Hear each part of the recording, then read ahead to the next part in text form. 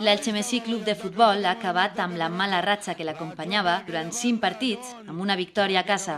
3 punts que han estat possibles gràcies a les ganes i la intensitat que el conjunt de la Ribera ha mostrat en el terreny de xoc contra un rival directe, com és el Catarroja Club de Futbol.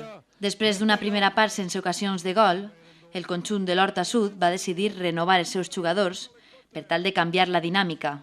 Però de nou els de la Ribera van mostrar una insistència que prompte va aconseguir recompensa. Tan sols 2 minuts de la segona part feren falta perquè Migui apuntara el primer gol de la vesprada. Un tant que es veuria complementat en el minut 52 del partit per una encertada jugada de Moya que va sentenciar l'encontre.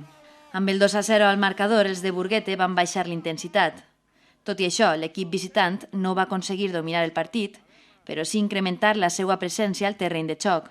Finalment, l'Elche aconsegueix una victòria molt útil per tal d'assegurar la categoria i es situa a la 13a posició de la classificació, mentre el Catarroja, amb 23 punts, es situa en la 18a i última posició en la llista classificatòria. Poc marge d'error li resta al conjunt de l'Horta Sud, que la pròxima setmana es veurà les cares amb l'actual líder, la Unió Esportiva Canals. L'Elche, per la seva banda, visitarà el Contestanos, rival directe en la classificació.